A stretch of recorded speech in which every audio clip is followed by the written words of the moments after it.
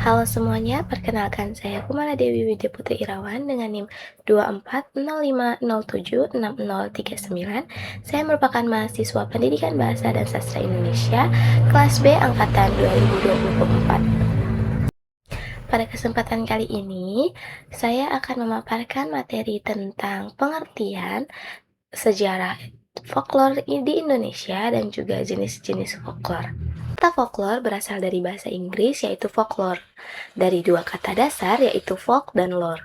Menurut Alan Dandes, folklore adalah sekelompok orang yang memiliki ciri-ciri pengenalan fisik, sosial, dan kebudayaan.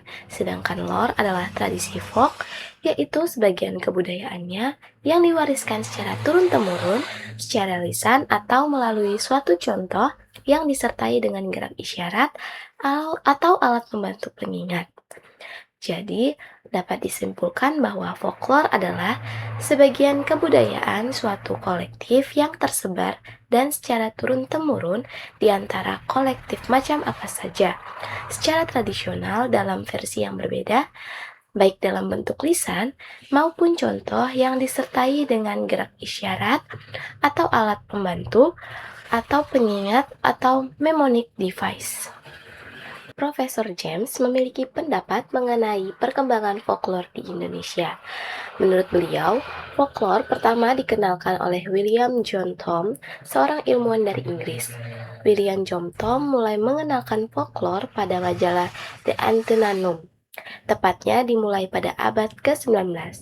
Pada tahun-tahun tersebut, penyebutan kultur pada kebudayaan masih belum ada. Oleh sebab itu, masyarakat umum pada kala itu menyebut folklore sebagai kebudayaan.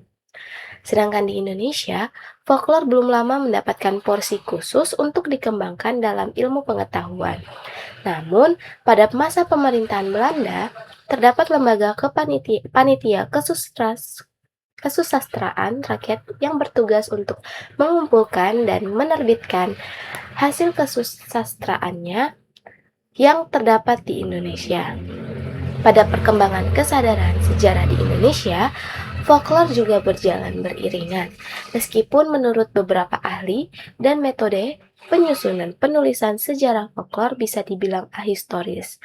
Namun, hasil folklore setidaknya dapat memberikan imajinasi zaman atau peristiwa di masa lampau.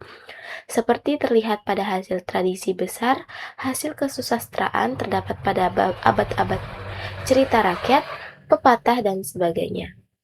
Masyarakat di Indonesia lebih banyak untuk mewariskan kebudayaannya secara lisan atau tradisi lisan. Tradisi lisan itu kemudian diwariskan secara turun-temurun seperti dijelaskan dengan semangat zaman yang berbeda-beda.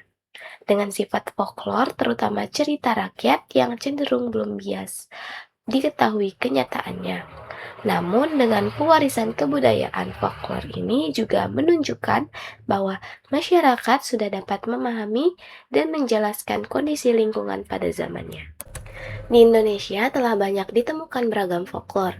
Pada umumnya, folklore di Indonesia terbagi menjadi tiga, yaitu folklore lisan, folklore sebagian lisan, dan folklore bukan lisan.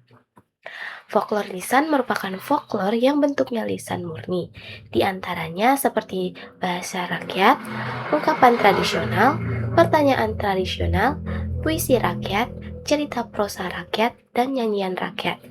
Kemudian, folklore sebagai lisan yang bentuknya merupakan campuran unsur lisan dan bukan lisan. Folklore sebagian lisan meliputi kepercayaan rakyat, upacara adat dengan keunikan seperti gerak isyarat yang dipercaya memiliki makna gaib. Selanjutnya, folklore bukan lisan yang bentuk wujudnya berkaitan dengan benda-benda nyata. Selain itu, folklore juga mengabadikan segala hal yang dianggap penting dalam suatu masa. Sekian dari saya, kurang dan lebihnya mohon dimaafkan. Wassalamualaikum warahmatullahi wabarakatuh.